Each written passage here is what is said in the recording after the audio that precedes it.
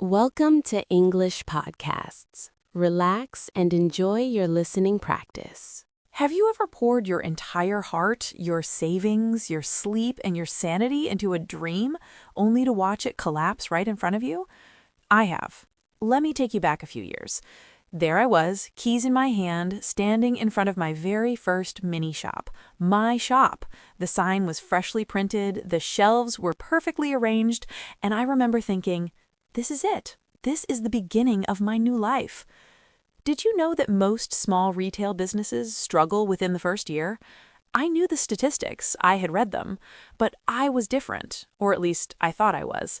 I had passion, I had a plan, I had spreadsheets, suppliers, branding, a launch strategy.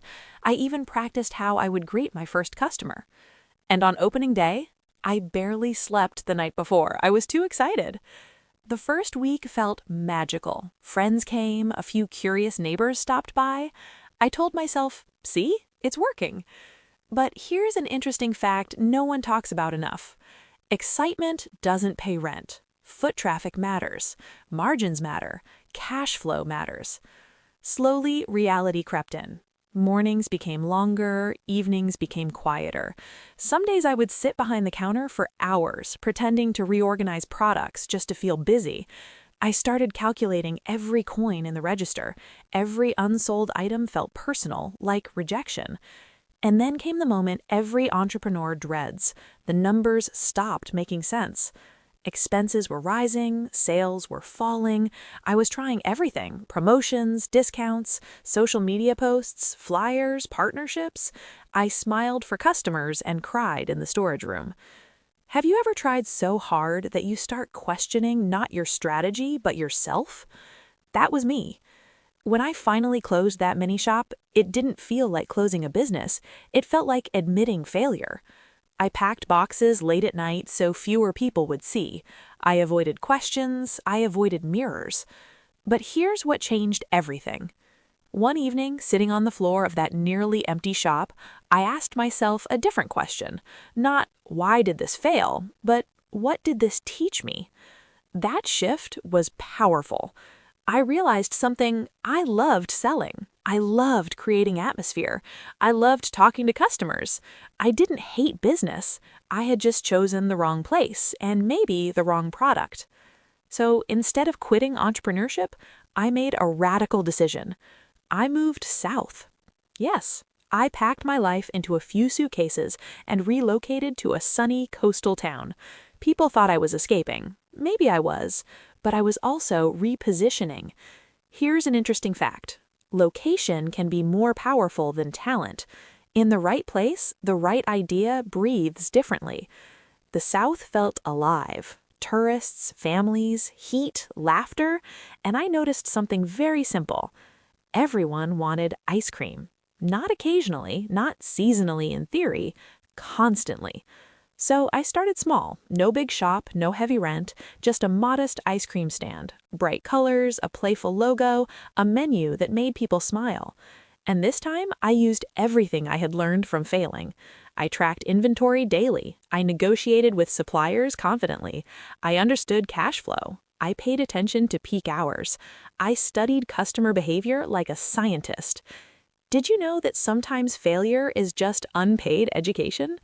That mini shop wasn't a disaster, it was training. The first week with the ice cream stand, busy. The second, busier. By the third, we had lines in the evening. I still remember the first day I sold out before sunset. Instead of panic, I felt gratitude. Instead of fear, I felt momentum. Children dragging their parents toward my stand, couples sharing cones at sunset, tourists taking photos, my hands constantly scooping, serving, laughing. The difference wasn't just the product, it was me. I was no longer trying to prove something, I was building something. And here's the real lesson, the one I wish someone had told me earlier. Failure is not the opposite of success, it's the foundation of it. If I had succeeded with that first mini shop, I would have stayed small in the wrong place. I would have grown comfortable too early. I would never have moved. I would never have discovered the version of myself that can adapt, relocate, rebuild. Have you ever noticed how we treat failure like a final verdict? It's not. It's feedback. Today, my ice cream point has expanded. Seasonal specials, branded cups, loyal customers who return every summer and say, "We came back for your mango sorbet." And sometimes, when I'm closing up at night, counting the day's earnings under the warm southern sky, I think about that empty mini shop. I don't feel shame anymore. I feel gratitude. Because that failure forced me to grow up in business. It forced me to become resilient. It forced me to move, physically and mentally. So, if you are standing in your own version of an empty shop right now, wondering whether you should give up, let me ask you something. What if this isn't the end of your story? What if it's just chapter 1? Sometimes you don't need to quit. You need to pivot. You need to relocate. You need to rethink. But you do not need to surrender your dream just because the first version didn't survive.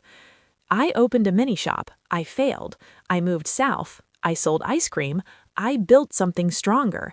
And the most important thing I built was myself.